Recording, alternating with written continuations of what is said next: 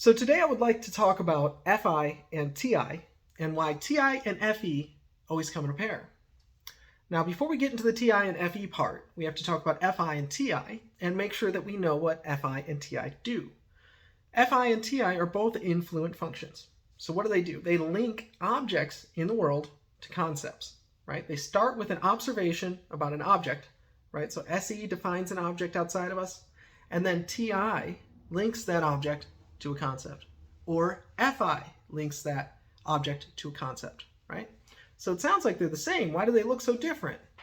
Why does FI have this qualia-laden subjective type experience to it, and TI have this more objective experience and propositional experience to it? Well, it's because of the objects that they start with, right? So FI starts with the body and the bodily state. So if I'm in the world and I experience an event, that bodily state is what I will read to modify the concepts that I have regarding the event. Now, TI is different. TI starts outside the body. That's why it seems more objective. So I might observe a person do a thing, and I might modify my concept about that person, right? And it seems objective because I'm not necessarily involved in it. I'm not entangled in it.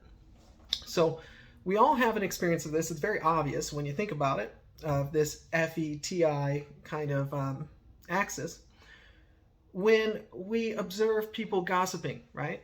So imagine a woman comes home from a date, and she's complaining about the way that the man behaved in some regard, right?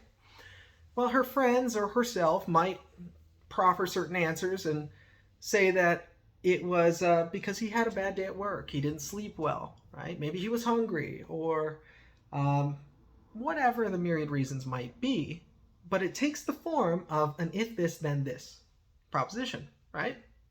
So if he was hungry, then he behaved this way. If he had a bad day at work, then he behaved this way, right? And over time, we'll map out these different propositional logic threads associated with a person's behavior or with a thing, and it'll become a more complex network of these propositions.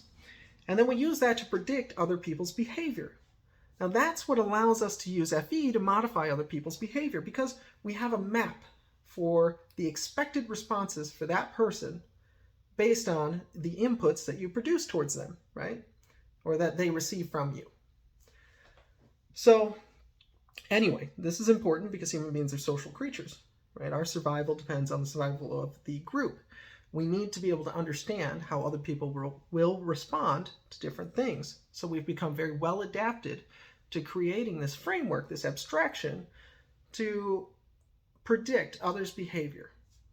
Now, what's interesting about human beings is we've moved that outside of the social realm, and we've also applied it to things, right? And that's what we typically think about when we talk about TI. A lot of the times we're talking about observations that we make about inert things that seem very dry and sterile and objective. But I think it really shines, TI, in social situations. So what does TI do? Well, it starts with objects in the world outside of yourself, and it modifies concepts, and then modifies other concepts based on those modifications too, right? But it always starts with observations about an object outside of yourself. What does FI do? Well, it always starts with an observation of your bodily state after an event or an experience, and it modifies concepts with regard to how it made you feel. So that approach avoidance dynamic colors your perception of the concepts associated with the event or the object. So anyway, let me know if that makes sense to you. Anyway, this is something I've thought about for a long time, and I'm curious to see what people say about it. So have a great day.